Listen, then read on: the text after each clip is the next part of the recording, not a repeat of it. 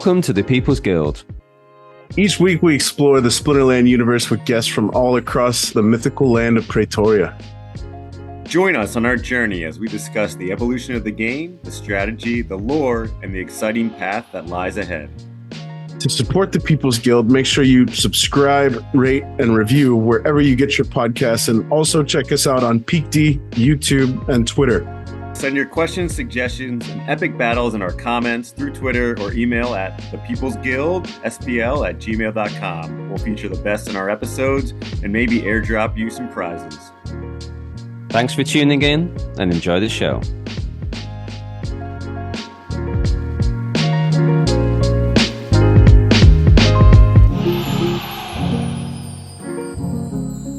Welcome back to the People's Guild. Another week, another episode. Today we've got somebody who I believe used to make semi-regular appearances on the town hall. It's been a while since we heard from this guy, so excited to welcome him into the People's Guild for you guys. And yeah, he's the VP of Sales. We've got 16-Bit, aka John. Welcome to the show, John. Thanks for taking the time to hop on, man. Hey, thanks for having me. Happy to be here, and good to hang out here for a while. Yeah, man. Thanks for joining us tonight. 16-bit. So is that an old school like Sega Genesis reference to 16-bit? And if so, what's your favorite 16-bit old school game? Yeah, so I'll give you a little bit of backstory on that, right? So I spent my whole career leading up to coming to Splinterlands in education technology. So I basically, sold software that does online homework systems, courseware, that kind of stuff at the university level. And Aggie, who's the CEO of Splinterlands, he and I are former colleagues, right? So that's how I ended up coming to Splinterlands. But I was a crypto enthusiast already. I knew enough to know how much I didn't know. The phrase I like to say is, if you want to learn a new language, you go live in the country that speaks it. And so when he called me up one day, I had this opportunity to come over to Splinterlands. I was like, hell yeah, this is a great chance. I get to come over, work in DeFi and GameFi and Web3 in general. Like this is a great opportunity. So when I came over, I remember asking him, I said, listen, I would consider myself a former gamer, but I've been raising kids. Like I really haven't been gaming a lot. I said, so, what do I need to know coming in? He said, well, first of all, you need a gamer tag. I said, okay, cool. I said, well, what do you recommend there? And he just kind of left me high and dry, right? Like I got to come up with something. And so I got to thinking about it. And, here in Cincinnati, we had, it's closed now, but we had a bar down in this really good bar district downtown. And the bar was called 16-Bit. And the whole premise of the bar was they had a bunch of old arcade games, like from the 90s, right? Like think like the Terminator 2 with like the machine guns and like Street Fighter and every Pac-Man you can imagine, like everything. And so, 16-Bit was the Sega Genesis, Super Nintendo, and arcade, size chip, right? So I was like, okay, I think that's pretty cool. I really like that. That's a bit of a throwback. It kind of goes back to my gaming roots.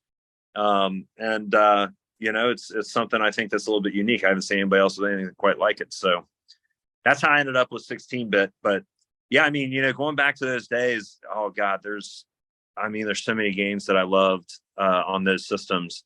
But probably the most nostalgic one is Street Fighter 2.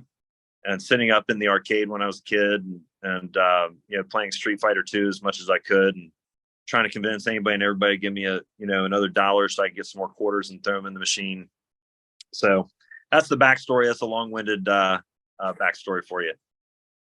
I love it, man. Street Fighter 2 was going to be my first. When you say arcade days, I think about it. It sounds like we're all about the same age. Definitely a 90s kid here.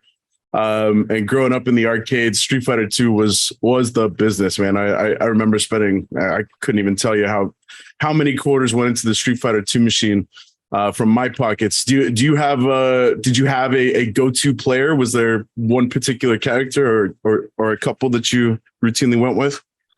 I liked switching it up, but Ryu is probably my most common. I used to just, I had his moves down to a science, so I was able to do that pretty well. How about you? Were you so you're a Street Fighter guy. Who was your character? I liked Guile.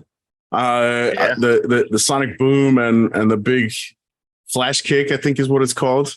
I was never the best. I grew up with a couple of guys who, you know, I like to think of myself as a bit of a gamer, but when I compare myself to my childhood friends and the kids that I grew up with, oh man, I used to just get spanked and housed by these guys especially on the fighting games.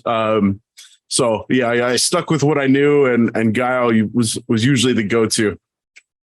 Yeah, no doubt. And I know it's not one of the 16-bit systems, but when Nintendo 64 came out, and GoldenEye, the James Bond GoldenEye game. Oh yeah. Which I don't know. I'm not a game historian necessarily, but I think it was one of the very first-person shooters out there.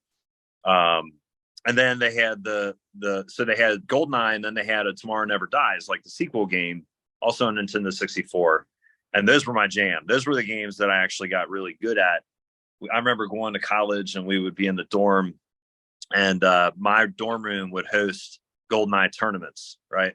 And we would just basically, me and my roommate, we would invite people to come in and get spanked, and just go have a good time with it. So those were my jam. Those and all the Zelda games all the way up through Ocarina of Time. I absolutely love Legend of Zelda. Nice. I was always a big E Honda fan. I feel like I was the only one who ever played with him, but it gave me an advantage because people weren't used to playing against him. I don't know, man. He's like big and slow, but he had some like really good defensive stuff that made him hard to beat. So that was always a character I like to play. I played Virtua Fighter, I think, more in the arcades than Street Fighter 2. Did you guys play that at all? It was like kind of like that 3D level base of the 2D. May come a little bit after Street Fighter, but I remember playing that like way more. Yeah, I don't remember that one as much. Yeah, I don't know. Another good one was, did you guys play Mortal Kombat? Mm-hmm, yeah. That game was revolutionary, right? And of course, all the parents loved it, right? Ripping people's spines out and, ripping their hearts out and all the blood and guts and everything else. You guys probably remember that, right? Like, the parents were all very concerned about all this stuff back in those days. Oh, 100%, man. Yeah, I definitely had, those particular friends in my friend group where the parents weren't necessarily concerned with what game content was happening in the gaming room, but so we would all collectively meet up at a buddy Austin's house. Shout out to Austin if you ever find your way to this podcast. But yeah, the fatality, the finish him, all that blood and gore. Yeah, it was the best, man. Yeah, no doubt about it. It was great. Yeah, but now we all have grown up, and I could really care less with my kids. It's like, hey, video game's a video game, right? I don't know. I just don't think it really makes a big impact. But I remember you want to talk about FUD. There was a lot of FUD back in those days coming from the parents on the whole video game front. They thought it was going to ruin the world. Turns out we have a lot bigger problems. Yeah. Yeah. You say that again. Oh, man. Hell yeah. Cool, John. Well, tell us, so you and Aggie were colleagues at this education software company, and were you specifically involved with the sales side of the business, and it was just a natural fit coming on board with Splinterlands? And when exactly did you get that call and subsequently come on board with Steam Monsters? Yeah, so back in those days, I don't know how many people know this about him, but he has a PhD in chemistry. And so, when he was younger, he used to teach chemistry at the university level. And we were at this company called Sapling Learning, which was like an online homework system for chemistry. And so he used the software for his classes, ended up wanting to come. He loved it so much. He came on board and came into this role that we used to call sales scientist, right? And so the idea behind a sales scientist is, if we're selling the software to chemistry professors, it's very effective to have a chemistry professor or former professor that's a subject matter expert and has used the software in his own classes and everything else. It's very effective to have a person like that in the sales side of the business. And for me, I was the regional manager at the time, so I was responsible for hiring sales teams, and then going out and doing presentations and that type of thing. But I would bring him and there were a handful of others that played his role too, and we would basically hit the road, travel around the country, and go to all these different universities and do presentations. And so he and I got to know each other really well back then, and had a great time doing it. Saw a lot of success. And we just kind of kept in touch over the years. And then back in, I guess it was probably November of 21, he hit me up. He said, "Hey, what would you think about coming over to Splinterlands?" And I said, "Well, I don't know. Tell me about it." And he told me like all the basics of this being, GameFi, which I really wasn't super familiar with at the time. And just the general role of blockchain and crypto, and the idea of owning the cards, and all these things that are sort of foundational to Splinterlands. And pretty much immediately I was like, yes, I mean, that sounds amazing, and I like to measure things in terms of like a range of outcomes, right? All right, so what's the top end of the range of outcomes if I went and did this? Okay, so the top end of the range is, we're in crazy bull cycle, everything is going absolutely nuts, and you end up with with a lot of success and a lot of assets that way. The bottom end of the range was, okay, it's stupid bear market, and everything crashes and burns and turns upside down. But even in the worst case scenario, I'm walking away like with this whole different set of experiences and set of skills and everything else. So then it becomes not a why would I do this, it becomes a why wouldn't I do this, right? So if the worst case scenario is I walk away from the whole experience with a new set of skills and experience, then that's not so bad, right? And so that's kind of how I thought about it. He and I, again, we had a good relationship, good rapport, and it didn't take a whole lot of convincing to get me to come and do it. Happy I did. I mean, just super glad to be here. Brilliant, man. I'm curious. So, you being regional manager, were you the individual responsible for recruiting and or bringing Aggie on board? No. There were sort of like two sides to the sales function at that particular company. So the founder of the company was a chemist himself, right? And then they had this whole team of chemists basically that played different roles, one of which was the sales scientist role.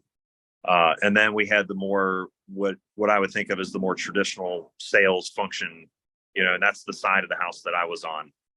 So it was deeply connected, but they sort of rolled up into two different spots within the organization. Interesting. You said before that you were into crypto sort of before getting into Splinterlands and interested in it. Was it Aggie who originally, got you interested in it on any of these trips, talking to you about it, or how did you come about, your interest in crypto? No, it was sort of like a snowball effect. So I remember the first time I ever heard about blockchain technology. I was down at University of Texas System, which is in Austin, Texas, but it's not necessarily UT Austin, right? And I was in this guy's office, and he was like, I forget his exact role, but he basically ran the whole, online learning design for the whole UTX, University of Texas System. And this guy was a really colorful guy. He's really interesting to talk to. He's absolutely brilliant. And this would have been probably 2016. This would have been after Aggie and I were done working together. And anyway, he started talking about this idea of micro credentials and things like industry certifications and badges and all these different things. The micro degrees, all these credentials basically that different types of students, so to speak, can get, whether or not you're getting a formal degree. And he was telling me, well, this blockchain technology has some real promise in that it can give,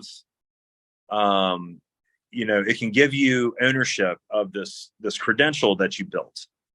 And you can take, because of blockchain technology, you can take that credential with you and apply it in different ways. And, you can have all the certification metadata and all that stuff can be right there on the blockchain. And he started to explain like how this works and the idea that it's an immutable ledger and the consensus mechanisms and all those types of things. And of course, this is the first time that I'm hearing about it. I mean, a lot of that stuff just flew right over my head, but it sounded absolutely fascinating. And so, I kind of walked away from that without doing a lot with it. But then I started to learn a little bit about Bitcoin. I started to learn a little bit about Ethereum. And one thing led to another. You start buying a little bit of Bitcoin, you start buying a little bit of Ethereum, and then you start seeing these altcoins. And the altcoins are going nuts. And it's like, okay, well, why? Why is this one going nuts and this one isn't? And I start digging in, and it was a very frustrating experience in those early days because, I didn't know why. I was really beginning to learn the fundamentals of things like, well, what's proof of work protocol versus proof of stake, and how does a layer 1 work versus a layer 2. But again, I kind of it's like I knew enough to know how much I didn't know.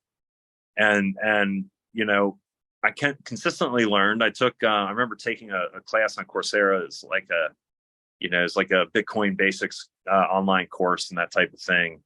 I was tinkering around, but, I just didn't know enough. So again, when Aggie called me up that one day and said, hey, here's this opportunity, you should come over here. I was like, yes.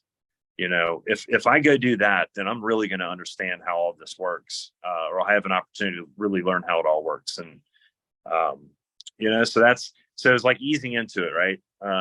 It just picked up a little bit more momentum and a little bit more momentum over time. And then boom, opportunity struck, and, I was able to kind of come on over. So that's my story. Yeah, everybody's got a little bit different story of how they got into it and the motivation behind it. Yeah, I mean, it's fascinating stuff. I really do think, blockchain technology has the potential to play a significant role in the future of humankind, right? And obviously AI is kind of, in that realm now as well. But, blockchain is the world's titling system. This is how we can prove ownership of anything, whether it's in real life or digital assets or some combination of the two. It can be used in so many different ways. Yeah, very cool story, man. Life is such an interesting thing, right? Like these seeds are planted throughout our lives, and all of a sudden you're given a chance for that seed to grow and to bear fruit. And good for you for jumping at that opportunity, man. I suddenly can recollect, a few moments in my life where that same sort of cycle happened, and that's why we are where we are. So appreciate you sharing that, and kudos to you for jumping at the opportunity for something that most folks, especially our parents' generation, would probably tell you you're a fool for ditching the tried and true industries and jumping into something like funny money. So good for you, man. I think it's foolish not to consider. All you got to do is look backwards and see how rapidly things change, and how many different times significant things in human culture have taken a turn that would have been relatively unpredictable. And then you start looking forward. It's like, well, okay, like when motor cars came around, right? Like, how many people thought that was ridiculous? It's like, no, man, I'm cool. I got my horse, right? There's a Henry Ford quote. It's like, if I would have asked people what they wanted, they would have said faster horses. So I try to think like that looking forward, and think, okay, well, everybody thinks this is stupid, but there seems to be some real momentum. So there's probably something here. I need to get out of the normal conventions of, well, this is how it is, that type of thought process, and just, take some chances here and there, no risk it, no biscuit. But it's interesting you asked me that question, like, how did I get involved in Web3 to begin with? Like, how did it all start? I like asking that question too. Do you mind if I ask you guys the same thing? What's your stories? All right, I'll go first. Yeah. So for me, I, just, heard a bunch about it. Obviously heard tons about Bitcoin, Ethereum and stuff like that, but never really looked into the technology behind it too much. And I just started doing that one day and wanted to learn more about the technology even before I, wanted to invest in it. And yeah, just reading more and more about it. It's very similar to kind of what you thought about it, how this is, at first it was very confusing, but, then started to read more and thought, yeah, this does have a lot more opportunity to be an important technology in people's lives in the world moving forward. It's not just, monkey JPEGs and things like that or people are buying for a lot of money. And that's kind of what a lot of people's opinion of it is. But it's not just all super speculative. There's stuff behind this. And I guess I'm not a big gamer. I always loved playing video games. I don't know if people might call me a gamer. I don't know if I feel like gamer is one of those things where it's more of a like lifestyle than just like, I love to play video games and play them as much as I can. I've got kids now too. And, like you said, it's tough. You don't really have the time to do it as much as you like. But, and so when I started to look at, Web3 games, I started to get really interested because I'll play a lot of random games on the computer, on the phone, just to pass idle time. And my biggest hangup was that, you put money into some of these things, or was hesitant to put money into some of these things because then, you're just dumping money into it, right? You never had the option to get it back. And then the idea that you would have the option to be able to recoup that money, maybe it goes up, maybe it goes down, but you have assets that you get to use and play a game with. And if I'm going to invest money in it, then I can, get some amount of money at least out of it. If I, for some reason, didn't want to do it anymore. And I thought that was really cool and started to look at different games. And Splinterlands, the gameplay really called to me, and it was really perfect for kind of what I was looking for, that thing to do where if I just need 5-10 minute break in between tasks, or I need a break from something I'm doing at work, to just kind of jump in and do some battles, and the strategy behind it. I thought that was really cool. And so that was a big attraction to me as well. No doubt. Yeah. So I had first heard of Bitcoin probably 10 years ago. I had I had a couple of really switched on classmates. I did my master's degree over here about 10 years ago. And a couple of my classmates from Indonesia and the Philippines were super switched on to the whole Bitcoin thing. And I was ignorant and in hindsight, very foolish for dismissing the comments. Bitcoin's going to go to the moon and all this stuff. I think that's when we first started to hear that when that phrase was born. Little did I know that I would eat my own words a few years later, looking at that Bitcoin price. But my introduction to Web3 was really Splinterlands. But I think in hindsight, I don't know how I wasn't seeking this sort of thing out prior to my introduction to Splinterlands. The marriage of the two technologies of blockchain and video game, it's such a natural harmony, right? Like it makes total sense to be able to own your in-game assets. And I had played Clash of Clans for a long time, and I've heard Aggie reference that game specifically. And man, those bastards at Supercell, I don't even want to know how much cash I had put into that stupid game. And now it's just, I've ended up deleting it from my phone. It just went idle for a couple of years. But yeah, had you told me that there was a video game that you could own your in-game assets, and to Hep's point, if you were to ever grow tired, grow bored of the game, or you saw something else that was more attractive to you, you have the opportunity to regain some of that financial input that you had tossed into the game.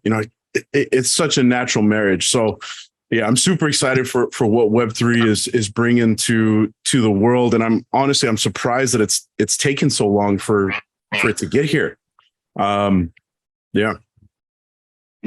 I think I think the negative headlines that come with the territory with new tech, right? I think that slows it down.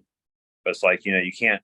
It's like, it's like Michael Jordan or something, right? You can't stop them. You can only hope to contain them, right? It's just delaying the inevitable, And it's interesting that you say, Splinterlands was really the introduction into Web3. When I really think about gaming in Web3, I think that it's the very clear and obvious path for the masses to come into the space, because you got a third of the world's population playing video games, which is a statistic that absolutely blew my mind when I learned it.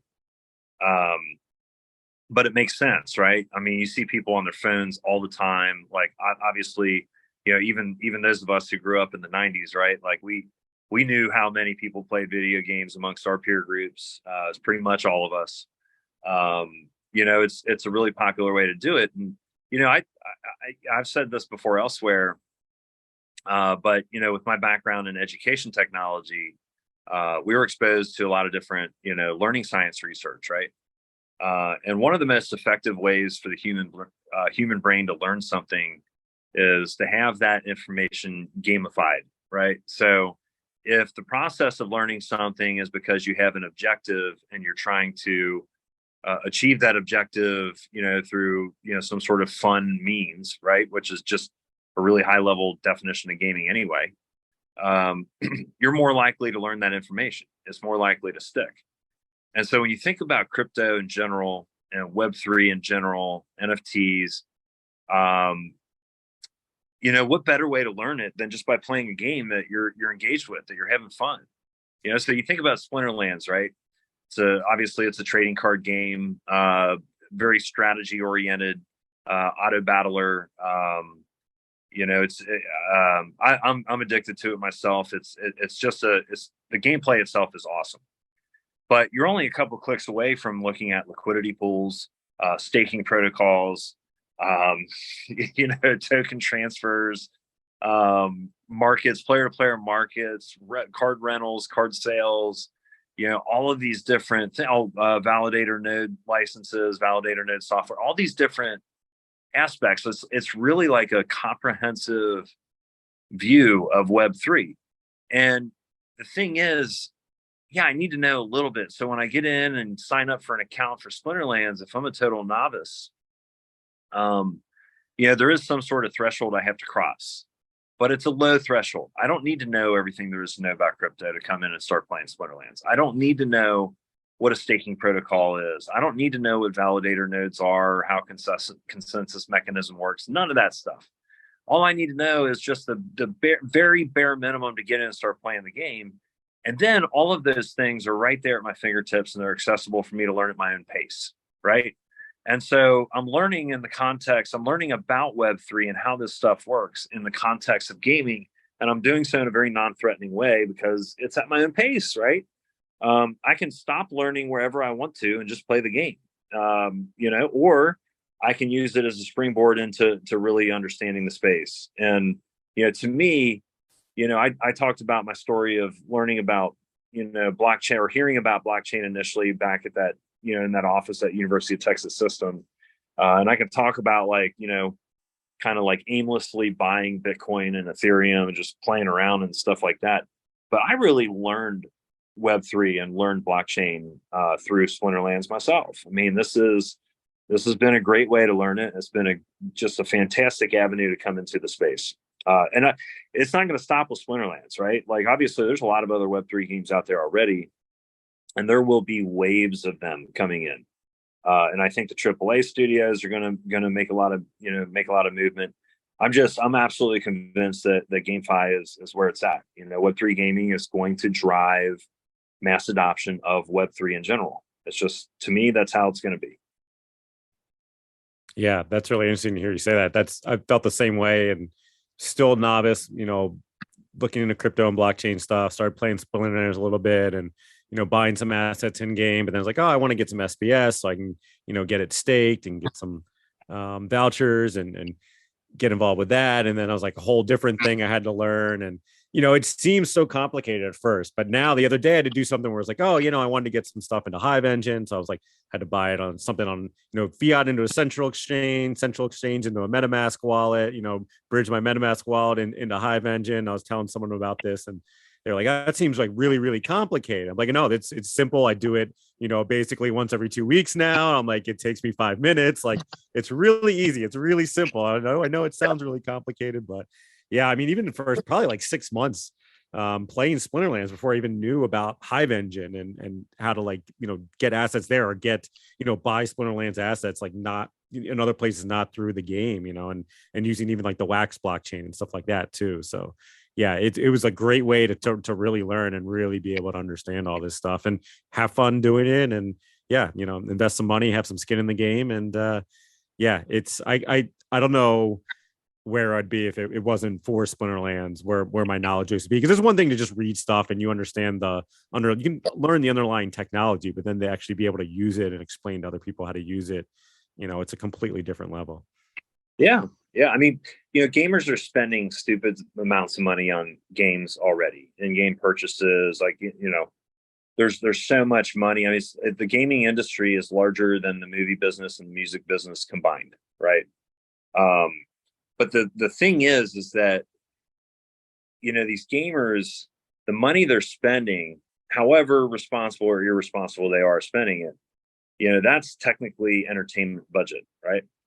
Once you get into a game like Splinterlands or GameFi in general, you might start off with the entertainment budget, but you quickly start to realize that, hey, this is an investment opportunity, and so now these games are able to attract the investment dollars on top of the entertainment dollars. And, I don't think that that's going to remain much of a secret for too long with all the game studios. Now, that secret's really already out, right? But it's like, well, hey, if I'm trying to think of new sources of revenue, we could just go back to the same pools of gamers and say, hey, how about not just your entertainment budget, but why don't you throw some investment in this as well and start to buy us some assets that you can play the game with and have more fun playing it. I tell my wife that all the time, honey. I'm not spending this money is not being spent blown on a game. This is an investment. This is an investment. That's right. Does it work? We've reached a good consensus on what is it appropriate for entertainment / investment budget in the game. So I'll say that much. All you gotta do is hit a big win, cash something out and be like, see. Yeah.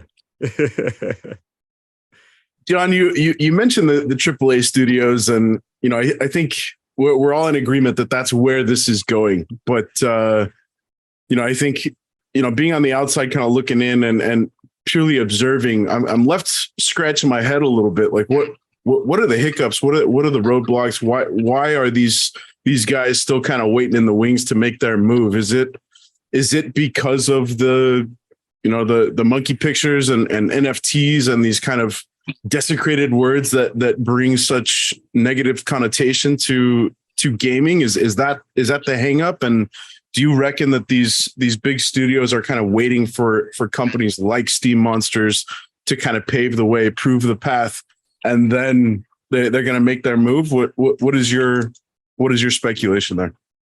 Yeah, I mean, truth is, I don't know for sure. But if I were to speculate, I think it's a combination of things that you just said. And you throw on top of that the reality that there just aren't that many good blockchain developers out there. So it's hard to get the people that you need to be able to build this kind of stuff. But there's those of us in the industry already. Those companies within the industry that are standing up businesses around these types of services, Web3 off the shelf, that type of thing. We're dabbling in that now as well. But the negative headlines, I think if I'm a AAA studio and I have a cash cow business, I got to think to myself, you always have to be thinking about risk mitigation. And so if you're getting all the negative headlines, it is, I think, reason for pause. because you're going to be more risk averse than if you're an agile startup, gaming studio that is just trying to go beyond the cutting edge.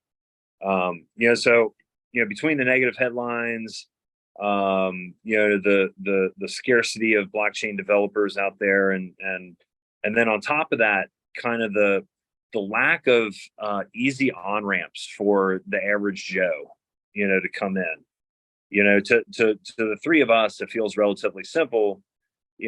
Like, hey, I can just I can buy some, I don't know, some ETH on Coinbase. I can send that to my MetaMask wallet, and then I can send that over to Hive Engine, and I can swap it for DEC, and and then pull that out and use that in the game. And there's to us, all that stuff makes sense, but it took us a little while to learn it too. I think for the average Joe out there, it's scary, right? You have first of all, you have KYC processes, right? Like, I remember that being like scary to me. It's like, I don't like giving my social security number out. Like, taking a picture of my driver's license with all the identity theft and everything else that we're facing out there in the world. So that felt uncomfortable. Then you get into it and it's like, okay, well, if I keep my crypto here on the centralized exchange, just kind of sits there just like a bank. But if I take it out and I do self-custody, well, now I'm running the risk of, well, if I lose my keys, I no longer have access to it. I can't exactly call the CEO of Bitcoin to get my keys back, right? I can't call, Hive Incorporated and go regain access to all my Hive assets. So I think that there's still a fear factor, for the average Joes. It seems like there's a lot of good people out there working on new technology that will help alleviate a lot of those concerns. But if I'm a AAA studio and I really start doing some good research on this, and I hire people that know their shit in Web3 and all the whole 9 yards there, more than likely, that is going to turn up as one of the risks, right? Is that the average person out there is going to find this to be kind of scary. And so you bundle all that up, and I think that is causing the speed to be slow on the uptake. But you can also at the same time see clear momentum in the right direction amongst the masses. It helps when you get general headlines like Fidelity and BlackRock coming out and trying to do ETFs. That's very positive. The SEC just took a black eye on a ruling here recently. These things all, I think, are in general going to help, but you just don't have it to the point where it's just easy yet. You think about like payment systems like PayPal or Venmo. Like, they're so intuitive and they're just easy, right? I can just link my bank account. There's nothing uncomfortable about that. I can link my credit card. Okay, nothing uncomfortable about that. But now I just type in this username that I want to send some money to, and well, that's easy. There's nothing to it. But in crypto, especially if you want to be in the decentralized side of it, there are the extra steps, and it does feel scary. Now, people learn it, and there are a lot of us that have learned it, and there are a lot more learning it every day. So I think it's just a matter of time. But to your point, it's a bit slow on the uptake. That's all. You kind of hit the nail on the head there for me, and a phrase that I had not heard in a while, and I think is going to kind of be the theme of this episode, or is certainly going to be the title of our thumbnail is no risk it, no biscuit. Big fan of that phrase. I can't believe I let that one slip my vernacular for God knows how many years. But yeah, thinking about the average Joe, I would certainly consider myself having been an average Joe, crypto knowledge wise before I entered the game. And it was, Hep, you hit on this a little bit earlier, and 16-bit, you just referenced this a second ago. It's pretty overwhelming. There's a lot going on once you get into the game. Yeah, you can get into the game and just play the card game, but there's so much behind the scenes, navigating the markets, navigating liquidity pools, looking at Hive Engine, bringing things across, various blockchains, bridging stuff via MetaMask.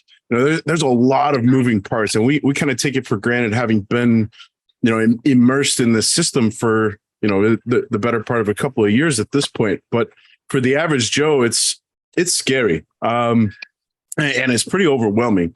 So in my past, John, I worked in customer success for a couple of tech startups. And, the name of the game is really, how do I build a bridge for newly onboarded customers to become fully retained, and closing the loop between product development and retention.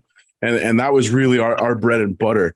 In the world of Splinterlands and Steam Monsters and what you guys are trying to accomplish, is that, do you see that kind of fitting within the umbrella of your role? Are you kind of looking to, in the name of trying to number one, attract the average Joe, and number two, retain the average Joe and change his name to above average Joe at some point down the road?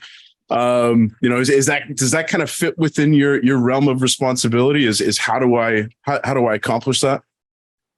Yeah, I think, especially when you're at a startup or you're at a place like, Splinterlands, that's in a very nascent industry. I think retention is everybody's job in the company, right? Like, I think that's lifeblood. That's important. Now, we have a baked-in advantage at a place like Splinterlands because, of that whole idea that this is no longer just the entertainment dollar. This is the investment dollar, right?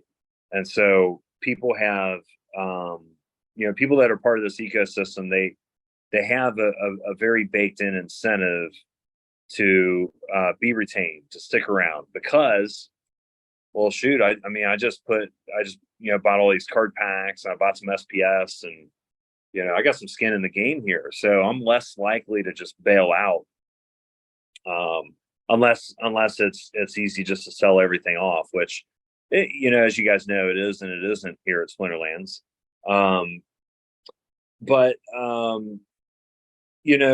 My role really is to help, first of all, try to find more whales that come into the ecosystem. So the whales play an important role. There's the whole Pareto principle, the 80-20 idea. But we need the whales in order for the everyday gamers to be successful and exist in the ecosystem. And the whales wouldn't be here if it weren't for the everyday gamers in the ecosystem as well. So it's like an important part of the ecosystem balance that we have, people with some people with larger amounts of money that are coming in and basically providing a lot of liquidity and adding a lot of value, financial value, to the economy. And so if I had to pick one area where my focus really is, it's that. Of course, the bear market, makes that, exceedingly tough. But that's kind of where I would think about my role being focused. On the retention side of things, again, I think that we all have a role to play there. So my role to play there is to just, in my opinion, carry a positive attitude, be an evangelist, for the game and the ecosystem. Get out there on a lot of AMAs, make people that are in the community feel as good as I can about them being here. And maybe that's where my retention play is from my position. Then you got like Liam in marketing, right? Like he's even more directly implicated in the retention effort through the marketing effort that he creates, and the community management, right? That's such a critical piece. Him and his team, doing the community management stuff. I mean, as far as retention goes, that's hugely important. But maybe the most important retention effort comes out of the creative and the engineering teams, right?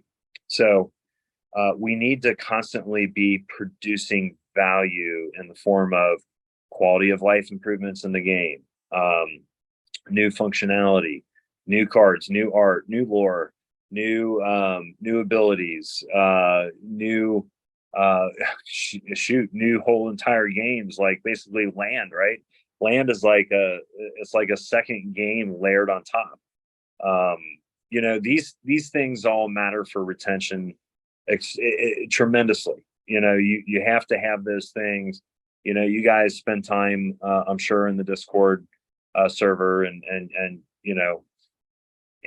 there's like this general insatiable appetite for what's next. What can be improved next. And that's where I think our teams, our dev team and our creative team, they just do such a bang up job with it, right? It's hard. Doing this stuff is difficult. Like I'm seeing it on the inside. It's a struggle. I mean, this is a lot of work, to be able to put those things out, and they just keep lining them up and knocking them down. Even if it doesn't feel that way sometimes, like it's not fast enough. It's just, there's just so much effort that goes into it. And, to me, that's the biggest thing for retention, is just having a great product, and having a product that continues to develop, and you're making additions to it and continuing to improve it. If you do those things, I think retention is going to take care of itself. We're going to have the natural ebb and flow of markets. The bear market, of course, hurts everybody in Web3.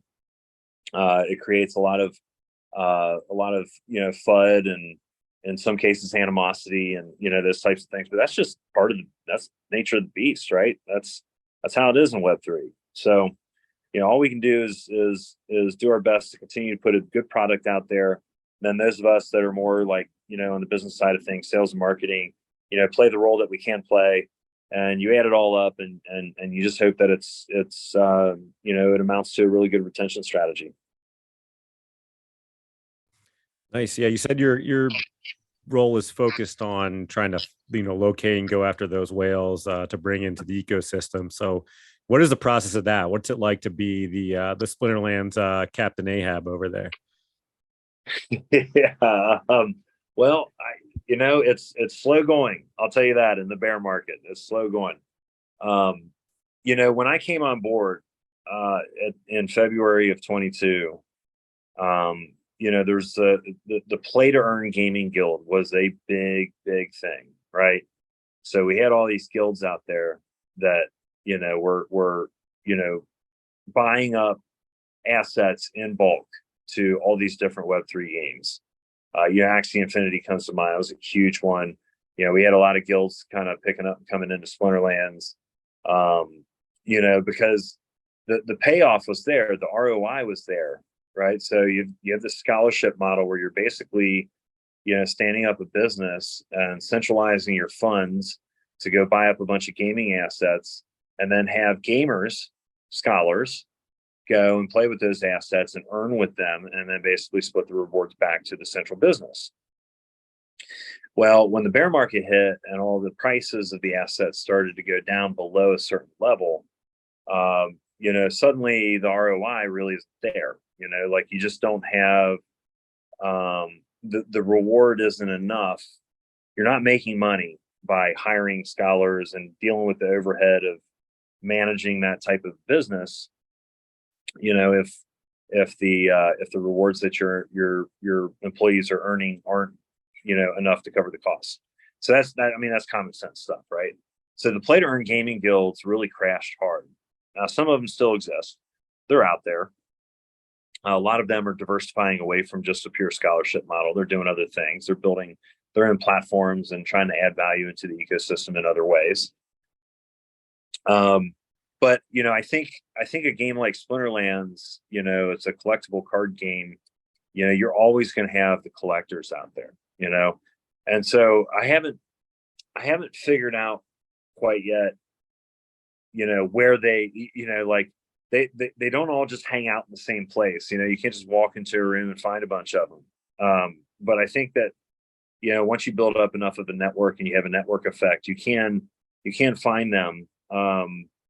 And some percentage of them, a game like Splinterlands is going to be the exact fit, right? It's going to be the perfect fit.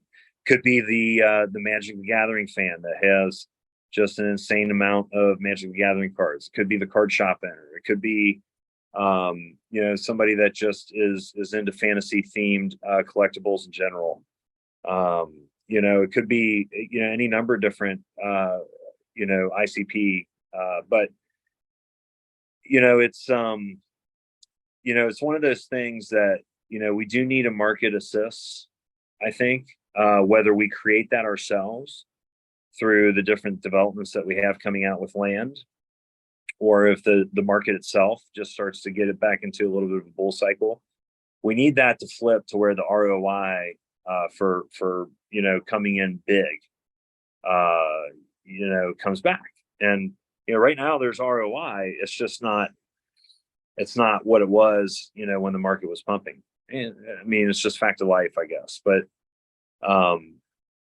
that's kind of what I'm trying to make sure that we're set up to capitalize on and take advantage of, and bring more people into this community, which in turn will bring more gamers into the community. I think about something like NFTYArcade, for example. So I'm like really bullish on this idea of NFTYArcade because, in Splinterlands, if you want to come in and be successful and play the game at the higher league levels and all those things, you need to put some skin in the game. You got to buy a lot of things. You have to buy enough cards to get your cards leveled up to be able to get hit those thresholds. And now you have to have enough SPS staked on you, which for most gamers means they have to come up with the SPS themselves. And so, NFTYArcade was like they're like the first example of a pseudo free-to-play on-ramp into the ecosystem. Once the ROI numbers are there for the whales, the people that have all the cards, if they pre-construct these decks and just lend them out to individual gamers, it's like a decentralized guild model, right? And so that becomes whales benefiting the average gamers benefiting the whales, because it's like an automated decentralized guild idea, because you're just setting up your decks and you can get help doing that, and you list them on the marketplace, and gamers are out there playing with your cards, and you're splitting the rewards with them. So I think that's going to be something that goes boom once the market comes back around as well. But yeah, I spend a lot of time every day talking with people from all across the space, all across Web3, inside of gaming and outside of gaming. And, it's just sort of a common, the market conditions are it's a common nuisance for everybody in the space. Luckily for us, those of us that are in Web3 gaming, especially an established game like Splinterlands, we can still stick around and have some fun while we're waiting the bear market out, right? So that part of it's really cool to me. Yeah, it's definitely great to be able to play a game with your assets, whether they're going up or down. Because if they're going down, at least you can get some fun out of it. You're talking about the ROI and asset prices, especially with cards. And to me, I've always think there's sort of a friction in Splinterlands with, it's great. Everybody wants card values to go up, but when card values are going up, it's kind of harder for people to be able to get into the game. And we all know that, the game really starts to get fun around silver, bronzes, ho-hum. You start to unlock more abilities. Not the game's not fun in bronze. It's, it's better in silver and in gold when you're unlocking more abilities. But like you said, to get to those points, you got to invest, a decent amount of money, especially even to get into gold. You're talking about investing money that maybe a lot of people, the mass of people who even play online games, are not really looking to invest necessarily in a game. So, how do you feel about it? Do you feel that there's friction there with, asset values go up, then it creates a higher barrier to entry into the game? Does that, make it harder to onboard more people or get more people in? What are your thoughts on that? Well, it attracts the whales, right? When the asset values are going up, you start to get the attention, right? So if SPS goes up, and the ways that you get SPS are by, one, playing the game with your capital, your cards, or two, providing liquidity, or three, staking the SPS that you have, or four, setting up your decks on something like NFTYArcade and having other gamers play with them and getting SPS that way. All of that is attractive to whales. And so, like, these bear market conditions make the game less attractive for whales because the ROI numbers aren't there. But it's more attractive to the average gamer, right? So, if you don't have $150,000 to go sink into the ecosystem, this is a wonderful buy opportunity. To your point, the prices on the cards are lower than they obviously would be during a bull run.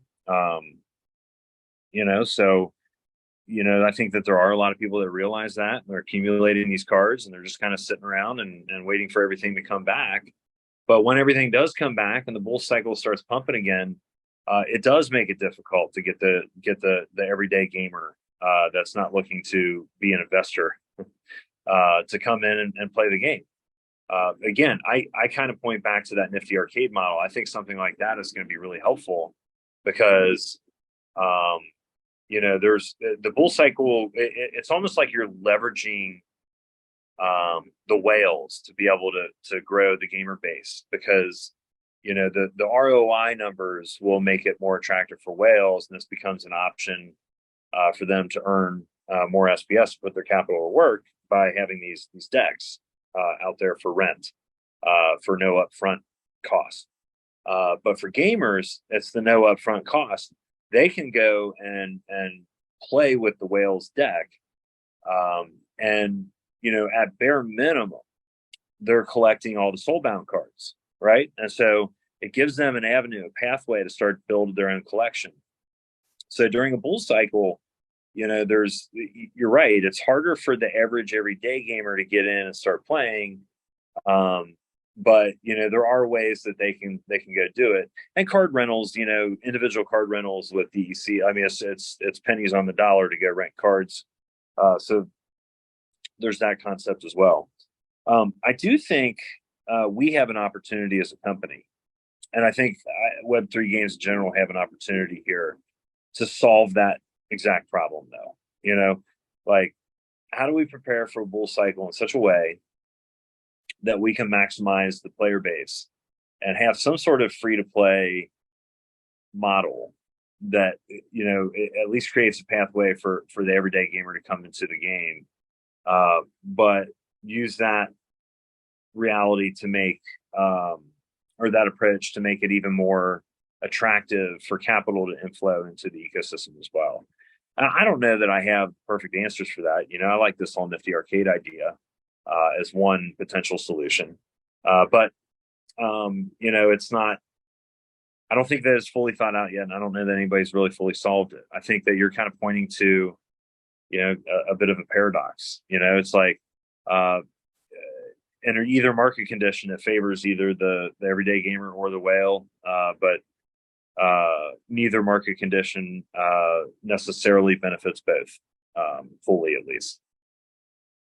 Yeah, it's interesting. Do you think whales would be, if you could tell all the whales, all right, look, your card assets are going to stay where they're at now or go 20% lower, but we're going to get SBS is going to go up to 20 cents. Is that a fair trade-off? Do you think people would accept that trade-off, or some of those, people more invested in the card assets and say, that's what we care about more than necessarily the value of SPS?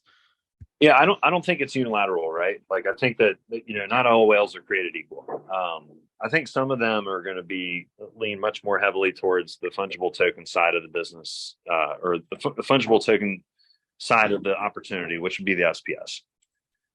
Then you're going to have your other whales that are much more, to your point, they're the collectible enthusiasts, right? They're the ones that are really in it for, not just the card values. That's an important piece to them, but the cards themselves, and just sort of the social currency, the cachet of having, this Lord of Darkness card, or whatever, the Furious Chicken, right? Like, there's going to be different profiles of whales that these different things matter to. That's actually one of the things I think is so awesome and fascinating about the Splinterlands ecosystem, is that it does have like a little bit of something for everybody. So if you are leaning more towards the the card value, and the cachet and the social currency of having like cool collectibles, this is a good spot for you. If you're into having a variety of different ways, if to you the game is how do I maximize my returns on fungible tokens, well, we have that we have that taken care of as well. right? So it can be either or, right? Like it just depends on the individual's taste. But I still think the cards and the fungible tokens both are reliant upon market conditions. So I think that principle still applies no matter what, no matter which one of those profiles we're talking about. That said, those that are more after the collectible aspect of it and the cachet and the social currency, that kind of stuff, they're probably a little bit more likely to continue to invest, maybe not quite the same level, but they're more likely to continue to invest, I think, during bear market conditions too. You bring up a couple of good points there, and I'm on board with your sentiments towards something like NFTYArcade. I think the premise of the platform is brilliant. I think I wouldn't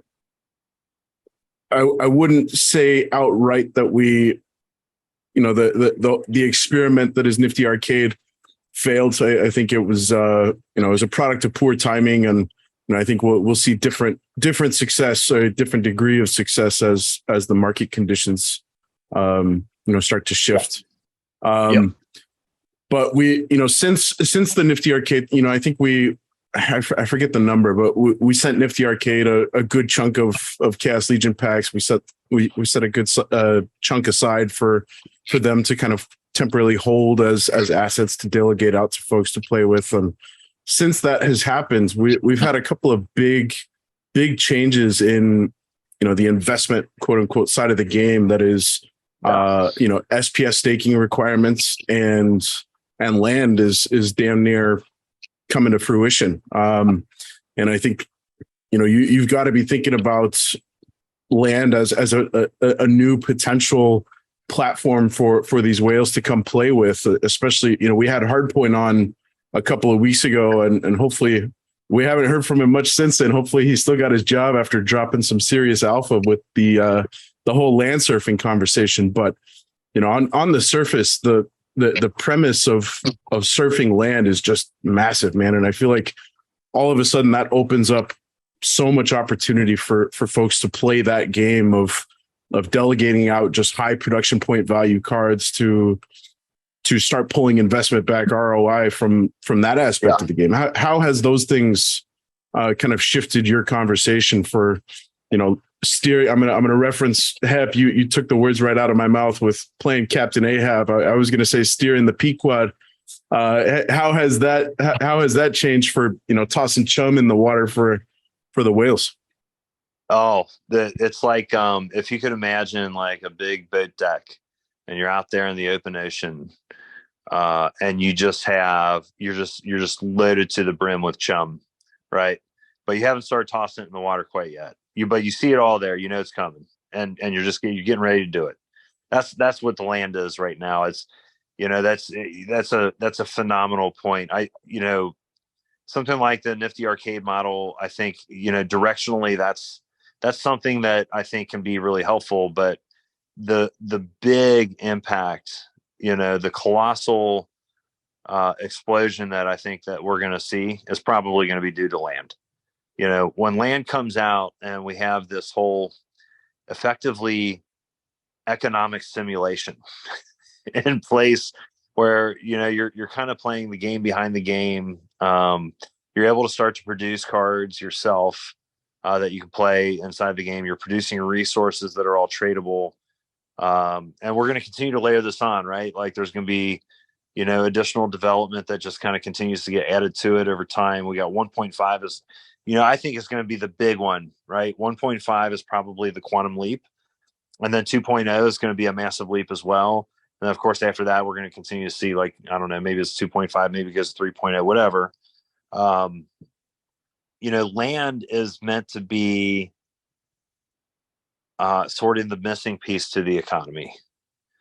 And this is where I think Matt is so brilliant. Matt is just his grasp of token economy design is absolutely phenomenal.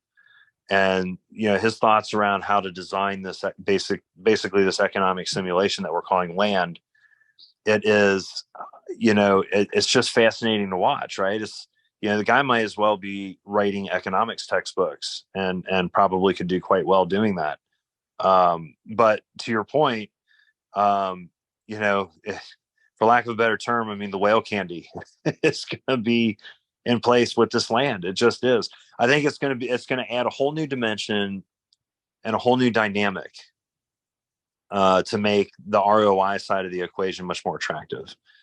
And it just adds another layer of beautiful complexity as well to all of the different ways that you can kind of play around in this ecosystem, the different ways that you can play the game.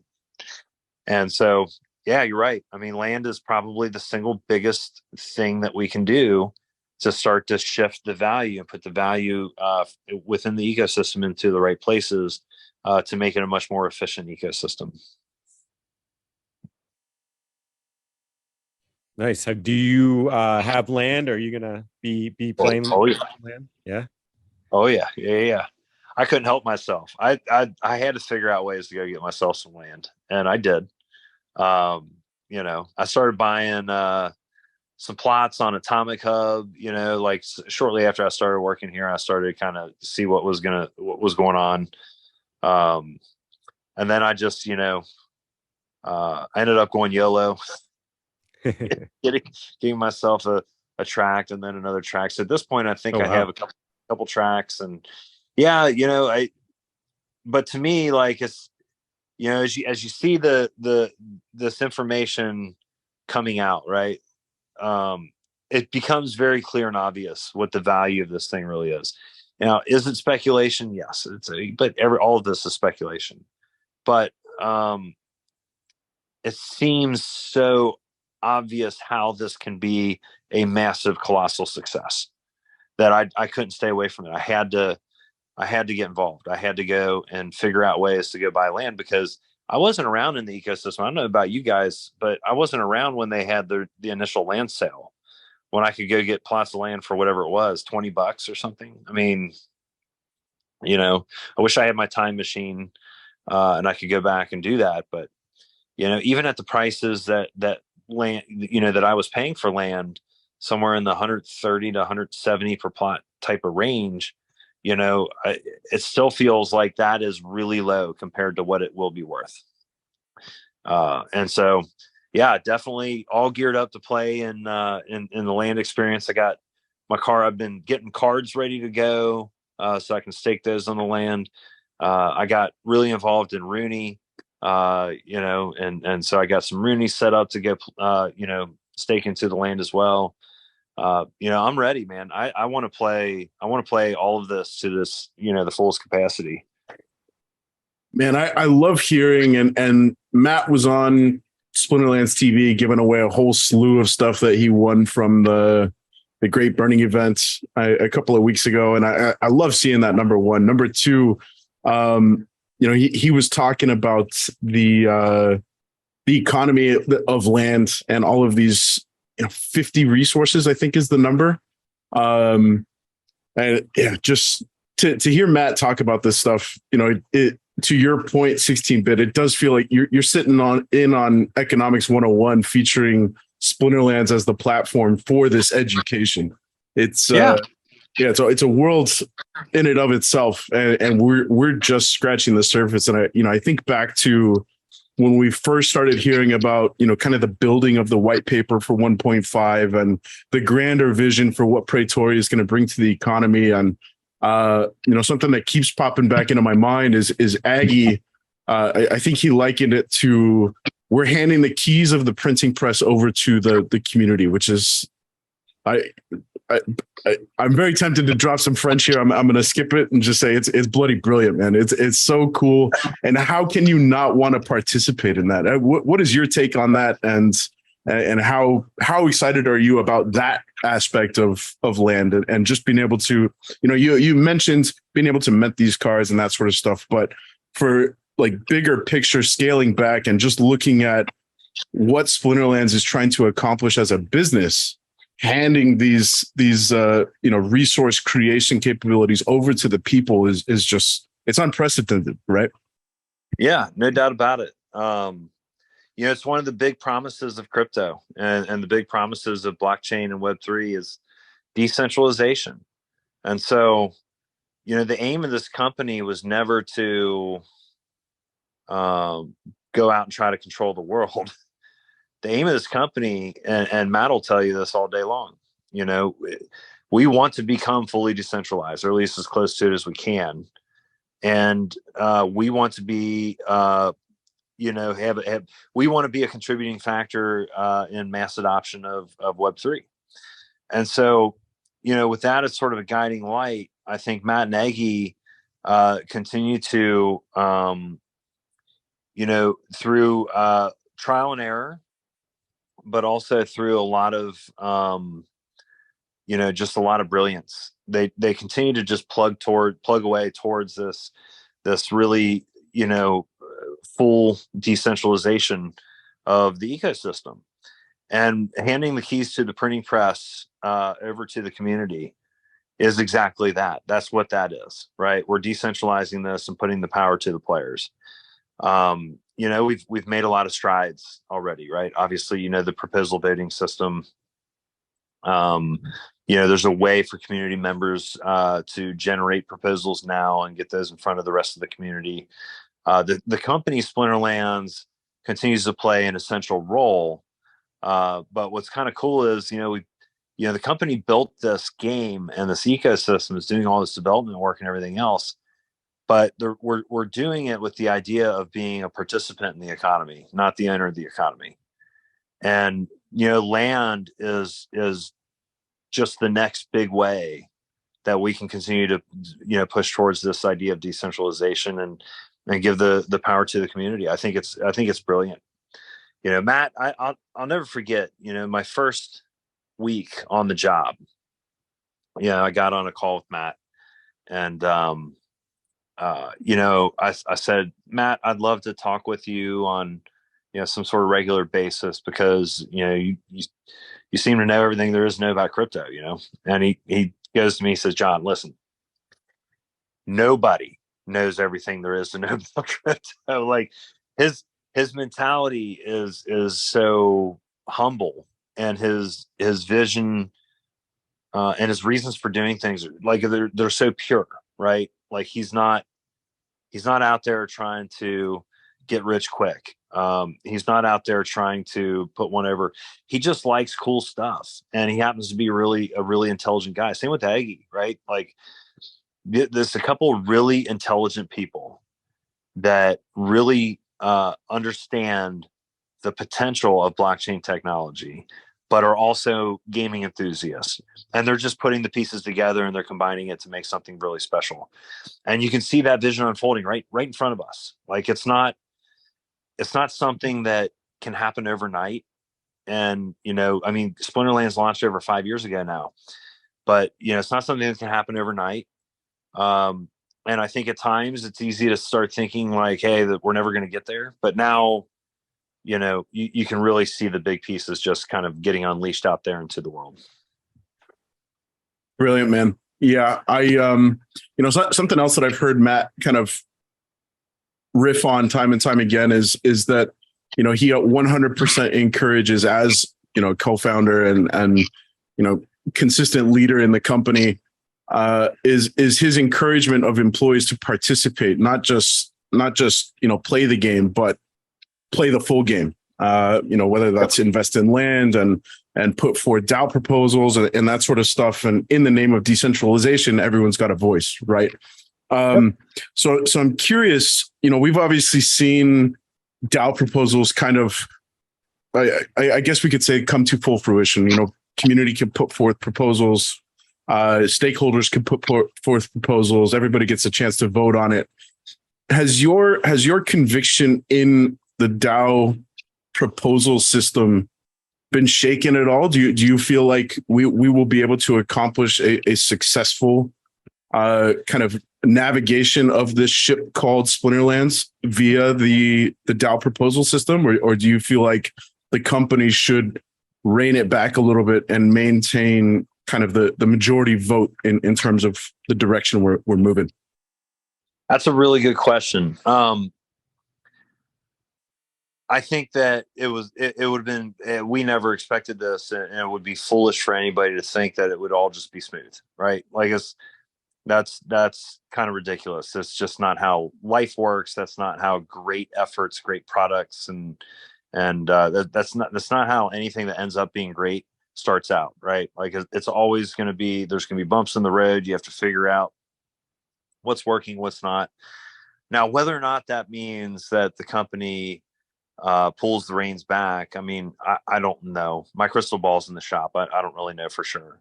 But what I can say is I would fully expect the bumps in the road. I would fully expect there to be more bumps in the road.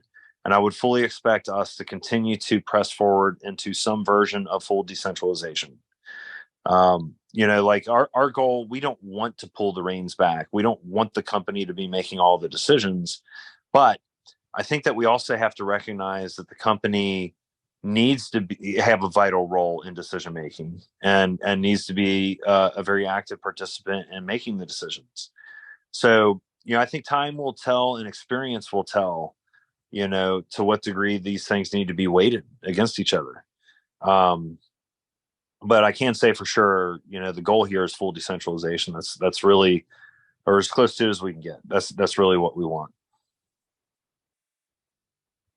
Yeah, that's awesome. Definitely a noble goal. I think that's probably got to be something that scares those big game studios as well, right? Like you said before, they have a cash cow that they've got and they're making money off it. And, the fact that you're giving, more powers to the players, giving the ability of players to make in their own assets and have ownership, that's got to be something that's discouraging to them and or something they're going to want to they don't want to legitimize it, right? They don't want to get involved with it because, hold off as long as they can for fear of, legitimizing it and giving up that control and that money that they're making.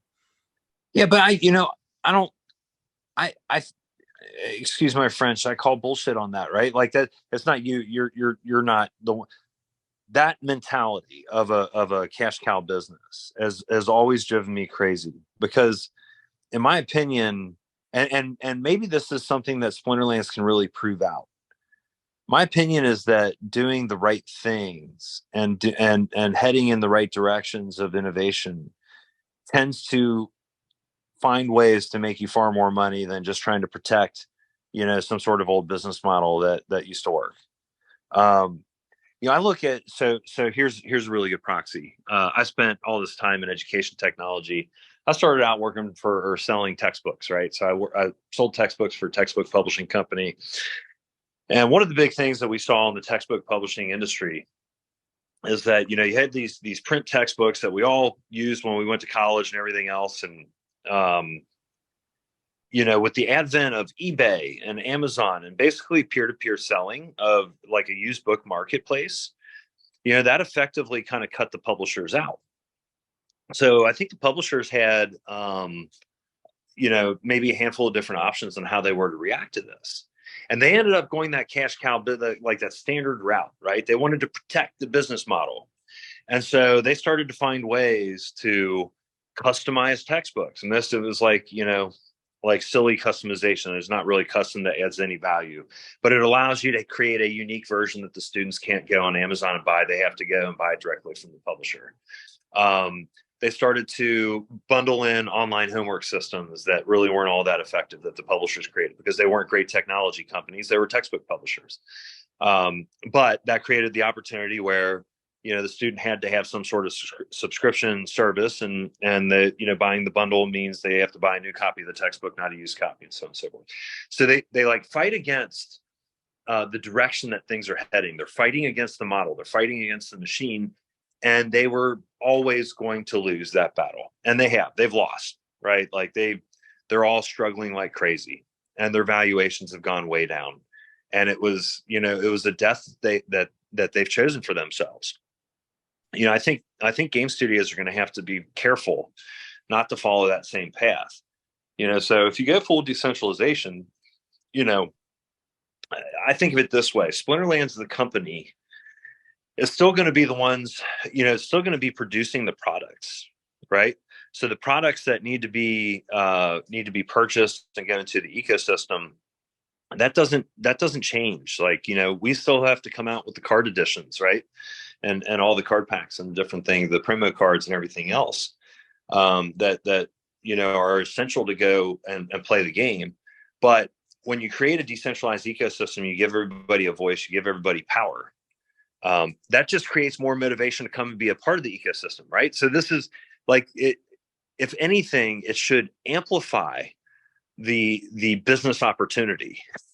And that I think on the surface that feels counterintuitive, but when you really think about it, like I don't understand like how this has to disrupt the model that they love. I think it can amplify the model, right?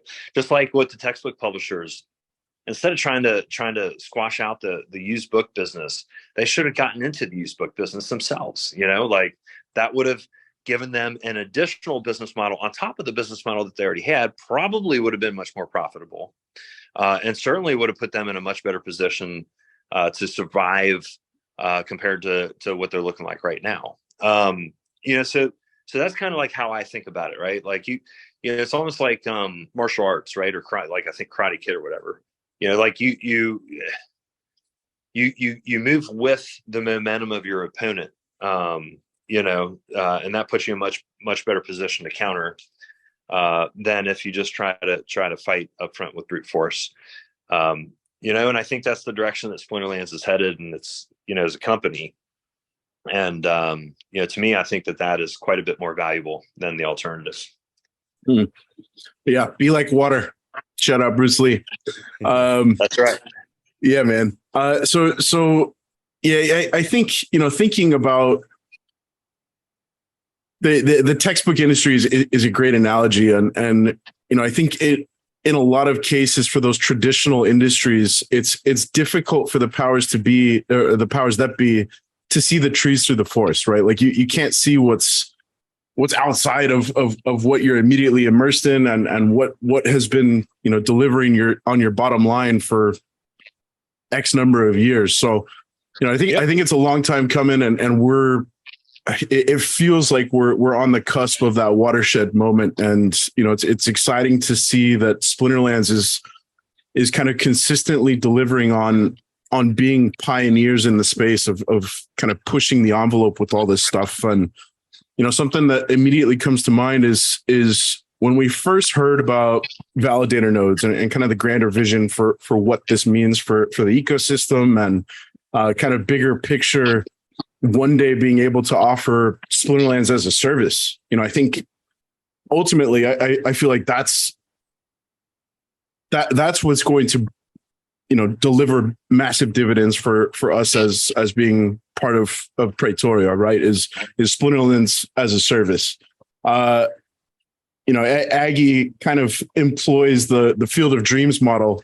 If we build it, they will come, and he's talked about that with Arcade Colony, not just bringing individual users, but bringing entire communities and, gamers of a particular genre on board. What Splinterlands is as a business is doing. Is there anything that you want to share, 16-bit, on kind of the bigger vision of Splinterlands as a service, Arcade Colony? Kind of let's pursue that vein for a couple minutes. I'd love to hear your thoughts. Yeah, so Arcade Colony is on the surface, if you look around in Web3, you're going to see a variety of different outfits that want to become the Steam of Web3, right? We think that we have a unique set of advantages, part of which is just how deep and broad our Web3 capabilities are, right? That comes from over 5 years of experience, breaking things, fixing them, making mistakes, learning and developing and releasing. Arcade Colony, it's going to give games, whether they're Web2 games or trying to enter the space and add a layer of Web3 element to it, or if you're a Web3 game coming, that's already in the space and you want to come and be a part of this particular ecosystem, it's going to give the opportunity for these games to not just access more gamers, but to be able to sort of crowdsource the innovation that they want to seek with their own games, right? And so I can think of no better way than to describe Splinterlands as a service than to take these things that we've developed to make Splinterlands go. Validator node network, a shop page, the storefront to actually sell your products, the marketplace that includes not just the sale of items from player to player, but rental of items from player to player, and so on and so forth. All these different brilliant things that we've been able to come up with and perfect over time, making that accessible and unlocking that for a much broader spectrum of different games, much broader spectrum of different gaming ecosystems, much broader spectrum of different gamers, to me, I think is very powerful. And so Splinterlands as a service, I love that term. And when I think of that term, that's kind of what I think about, right? Is just, taking the things that we've been able to figure out and releasing that out to the wild in a very accessible manner, that, any game studio can come in and take advantage of. And also any gamer can kind of come in and take advantage of that momentum as well.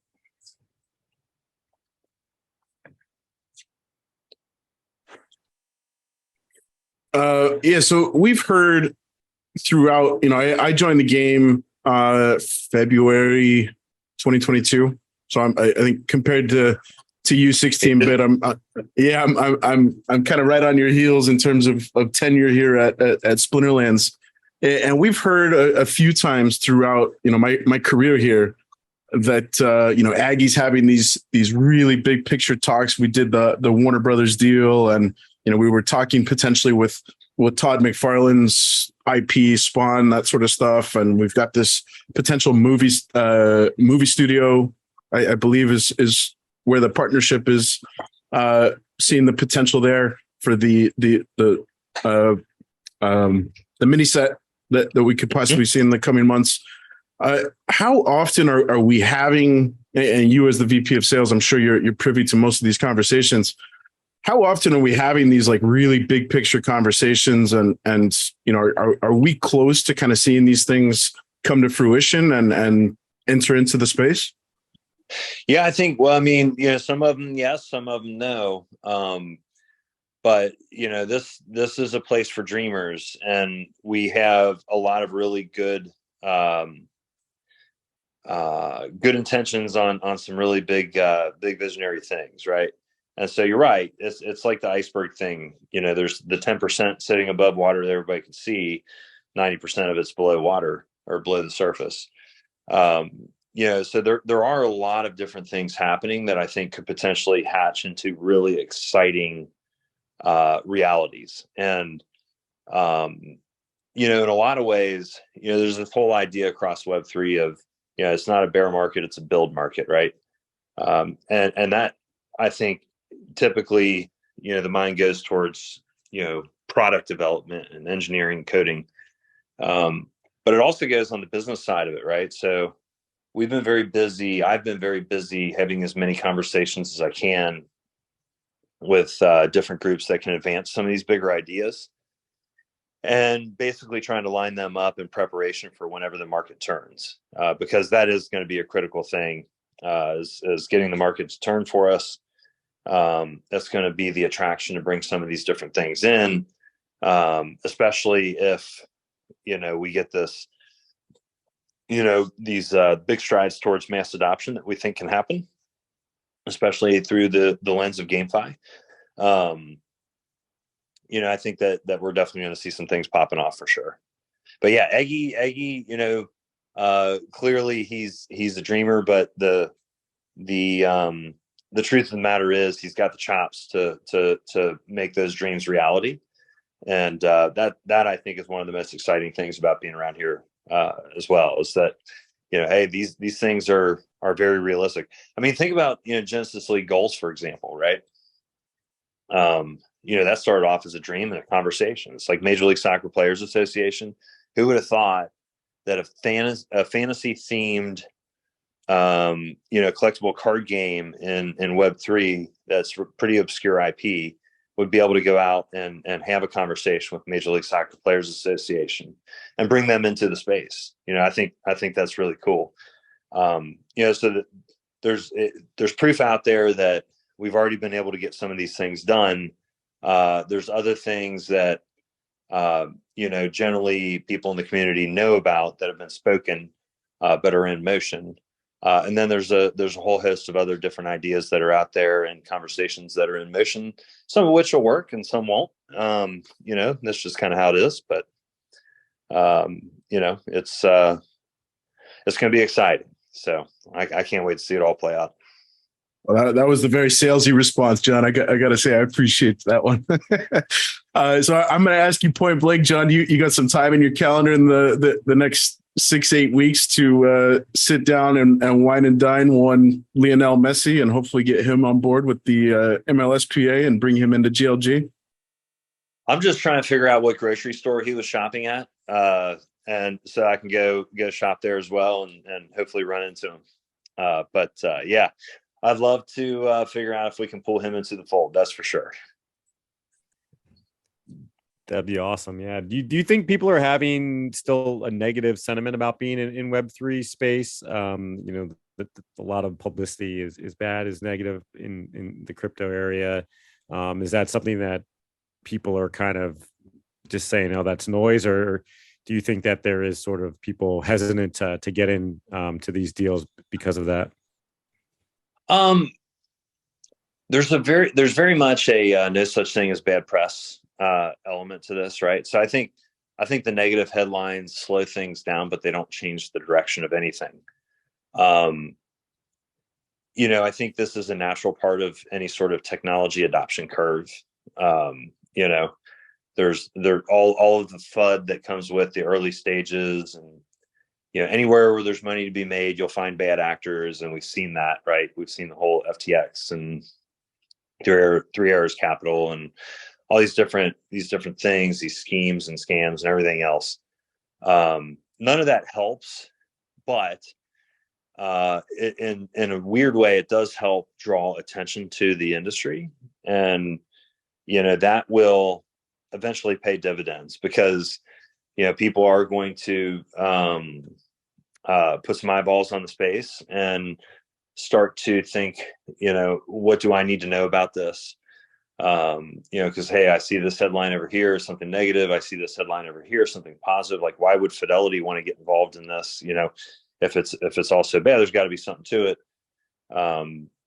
So I think that the current market conditions and the negative headlines that have popped up during this bear market are indeed slowing things down, and they're making companies and brands and entertainers and everybody else maybe a bit more cautious, but you still see them coming in, right? And as soon as we get some of these seminal moments that do kind of turn the market conditions just through the natural cycle, right? Like we know these things cycle in both directions. So it's only natural we're going to cycle back in the direction we want it to go. And I think you're just going to see with each new cycle, there's just going to be this exponential explosion where you're going to have a lot of new outfits coming into the space. So I see it as just like, there's some short-term negative stuff, but that's just life. That's how it is. You gotta, everything's not gonna be perfect all the time. I tell my kids in sports, right? Like, listen, my oldest daughter, she's a swimmer. It's like, you're not gonna get your best time every time you swim, right? You're gonna go through adversity. Things aren't going to be perfect. There's probably going to be times where you're going to want to quit. Maybe you should quit at some point. Who knows? But truth of the matter is, if you do stick with it, it is going to come back around. If you're putting the effort and the work in. And if you look at Web3 as a space, I mean, there's some really, really talented, really smart people putting in a lot of effort, a lot of work. And this technology is very real. Has very obvious applications. It's very obvious that there's probably more applications that a lot of people aren't talking or thinking about yet. But there's plenty here, right? Like we've had just a terrible bear market for basically a year and a half now. And, the space is still here. So what does that tell you about when things do come back around? I think it's just going to amplify everything. So we'll see plenty of the companies. We'll see plenty of these different organizations. They'll come in. It's just a matter of time. Yeah, I've heard quite a few OGs, I guess you can call them OGs at this point, that came in around, I guess probably 6-8 months before you did, John. And they saw the sunset on the land sale. They saw Untamed kind of come and go, and a few of those guys have come out and said that the general sentiment in the air at the moment, it feels pretty similar to the storm is a brewing. So I know Yes. you mentioned earlier that your crystal ball is in the shop, and Splinterlands has been doing plenty to kind of batten down the hatches for this storm in preparation for this potential big boom and influx of growth and players and investors and all this stuff. And I think you've kind of alluded to it. It's a matter of when. It's not if. It is coming. So if you had a chance to take a look at your crystal ball before it went in for repairs, what is your reckoning on timing? Are we 6 months away? Are we 12 months away? Are we going to see this with the Bitcoin halving? Where in timeline are you personally, take off your VP of Sales hat and personally, what are you feeling in terms of distance between now and when things start to shift? Oh boy, you're asking the impossible questions now. We're going down the rabbit hole. Well, let me preface this by saying I in no way can indeed predict the future. This is not like, I don't know, but I think with recent developments that we've seen, both with the ETFs front, on the ETF front, but also the ruling front, and you couple that with, inflation is slowing down, which is good, which should mean that we're maybe one or two more Fed meetings of raising rates away from maybe bringing the rates back down. My guess is it'll be sometime around the end of the year. If you think about, okay, well, when does Land 1.5 come out? And you pair that up with, the movement on the interest rates, you pair that with, some of the positive headlines that we've been seeing and relevant to Web3 here recently. I tend to think that it'll be sometime later this year, be around the fourth quarter. But of course, I could be totally wrong. Halving will happen, in the first half of next year. It could be after that. Hopefully it's not that long, but I am placing some of my own bets in such a way that, later this year is probably going to be the time, but we'll see. So before we hit record, we were, kind of reminiscing about the pony races that go on right outside your apartment. If you've got to put some pennies on one of the horses in Splinterlands, where's your money going? You mean like which developmental effort, or like, what do you mean exactly? Land, cards, DEC, SPS, licenses. Well, they're all connected, right? Like it's almost like if you had all the ponies had ropes, and they're just all tied to each other. So the one that's running the fastest is just dragging the other ones with it. That's what all these things would be. But I think Land is going to be will be the jockey driving, the horse. If Land goes well, it creates the proper DEC syncs, which brings DEC back to peg and ideally over peg. If that goes over peg, then that's going to start to transfer a lot of value from DEC to SPS, because you're going to be burning, SPS for DEC. And, and then meanwhile, we're going to have Rebellion coming out, and Chaos Legion packs will start to become much more scarce, and Chaos Legion cards as they're getting combined together. it all goes hand in hand. But I think land is going to lead the way. And yeah, if you listen to everything that Matt is saying about the economics of this place, to me, I think it can be, it can become kind of obvious that like, hey, that's his intention, and I'm going to follow his lead. I think he's the architect that we all want to have in charge around here in terms of the economy. So can't wait to see it. But yeah, I think land is where I'd be putting my pennies down. Right on. All right, man. Well, a couple more questions from me. Let's have a little fun. I'm going to ask you to just toss on your gamer hat, 16-bit, and kind of look. I know you've got the fortunate look behind the curtain, and you kind of see what's coming down the pipeline well before the rest of us do. But as a gamer from the being a product of the 90s games and all that stuff we talked about earlier, are there particular games mechanics that you're looking to kind of bring into Splinterlands? I expect, we've heard a couple of times that Q4 is where we're really going to start to see a shift in the gameplay mechanics. We've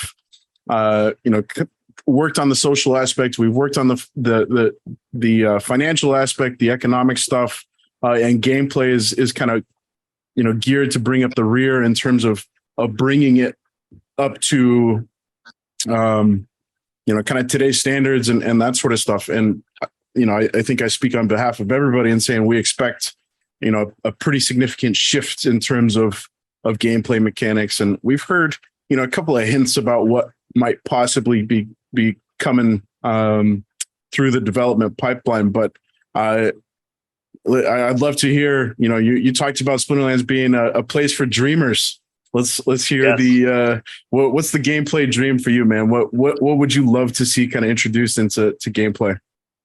Yeah, it'd be cool.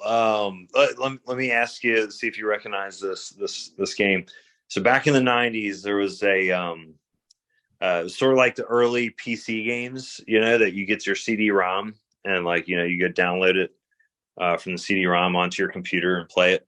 There was a game called Red Alert. Do you remember that? Love that game. Oh, it was incredible.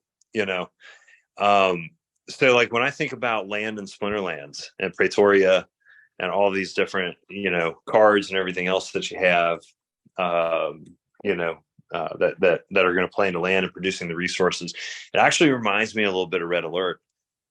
I think that there's some real potential there. It'd be a lot of fun, if we started to layer in some of those types of mechanics where, you're sending your spy into the enemy territory, to come out with intel that can inform your attack strategy, and you turn land into a little bit of a war game. You can actually, oh, I see you're producing some resources over there, and I see that you didn't invest enough in protecting your land, so I'm gonna invade.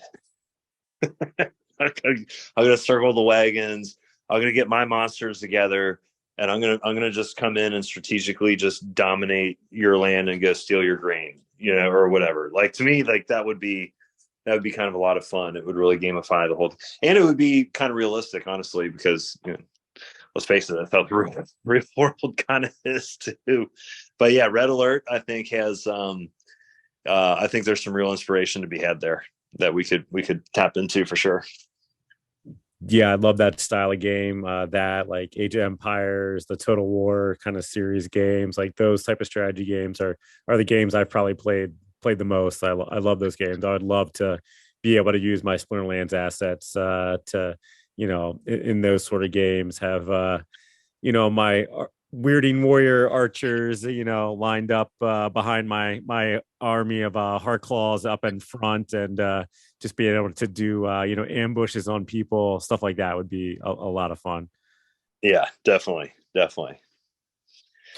that's a great question though. That was a lot of fun to answer. Hey, cool. I've had a sneaky suspicion for a long time, and I'd love to get confirmation. You mentioned a card earlier, the Lord of Darkness. We've had Nate on, we've had Matt on, and a couple of the other team members. And I have a sneaky suspicion that Death is kind of subtly the team's favorite Splinter. Can you confirm or deny that one? I can't confirm or deny because there's a lot of misdirection campaigns out there. You got to watch out for those. Hey, I'm gonna go with the cop out answer. So the cop out answer is it depends on the rule set that we're playing under. Nice, fair enough. Okay, so how about personally, 16-bit? What's your favorite element, and do you have a favorite card as well? Oh man. It depends. I always struggle with questions like this. People ask like, "Oh, what's your favorite song?" It's like, I don't know. I got like a top 10. It depends on the mood I'm in. If somebody had a gun to my head and they said, "Hey, you got to pick a splinter," I would go with Life. I think it's probably the most flexible splinter. I'd like to see, because I really only have like Chaos Legion forward. So I got the Chaos Legion summoners, and I got the Rift Watcher summoner. I'd like to see maybe another summoner or two that I could use with Life, but to me that feels like the most flexible, the best way, the best combination of different things that I can do. What was the other part of the question? His favorite splinter and favorite card, right? Oh man, he's not really the most useful card in the game, but I love him to death, and that's Grum Flameblade. He is the meanest looking son of a bitch out there. Like he's so powerful, but he's so slow. But man, if you can get him, and Jared Scar too. Jared Scar's another one. I love Bloodlust. It's like my favorite ability. If you can get them rolling to where they're just starting to crush it, and it's incredible. So like if you get in like the opportunity rule set, right, and you get through a Jared Scar out there, especially if you get like the rebirth, everybody's got rebirth. So you got to kill every single monster twice. If you can get Bloodlust rolling, and Jared Scar ends up with like 65 attack and 87 speed, to me, there's nothing. I think that's probably the biggest dopamine hit that I get in the game is really getting that Bloodlust rolling. But yeah, Grum looks kind of awesome. I like Jared Scar as well. Those are probably amongst my favorite cards for sure. Nice. Rate your favorite legendary summoner from Chaos Legion? Who's my favorite? I actually like I think I like Immortalis maybe the best. Ironically. I don't know, but that's a really good question. Man, Grandmaster Wraith is really good. They're all good, right? They're not legendary summoners for nothing, but yeah, I think Immortalis probably. You know what? Possibilis the Wise. It's kind of the same idea as the Bloodlust, right? Where if you can get Trample really rolling, it's a sight to behold. It's so much fun to just watch. Your monsters rampaging through. If you use 2 or 3 opportunity melee attackers, and then you use 2 really good tanks, at the 1 and 2 positions with the reach ability added in, as long as the opponent is unsuspecting, because I think you can defend against Possibilis the Wise pretty easily. But if you can catch them off guard with Possibilis, it's an awful lot of fun to watch Trample just kind of unfold and just crush the opponent. That's a lot of fun. Yeah, agreed, man.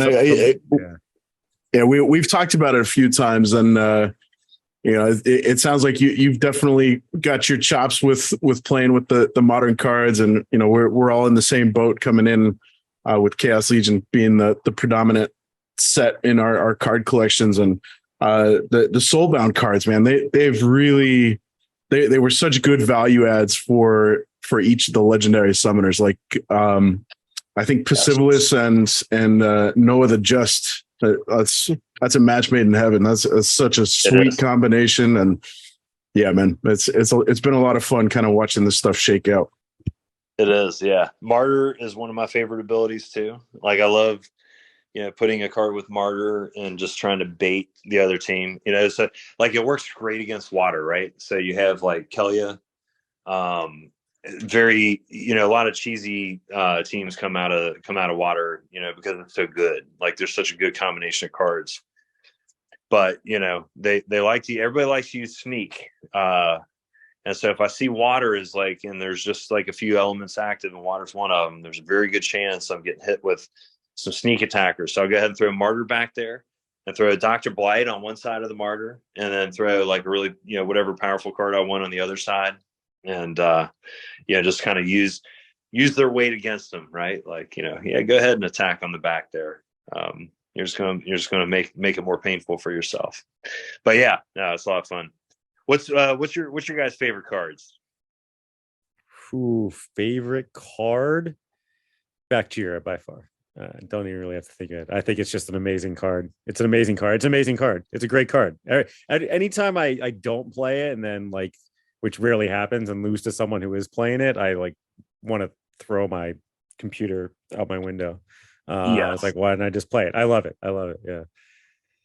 So I'm a big fan of Astral Entity. I can't wait until Kitty's gone and Astral Entity gets his day or her day.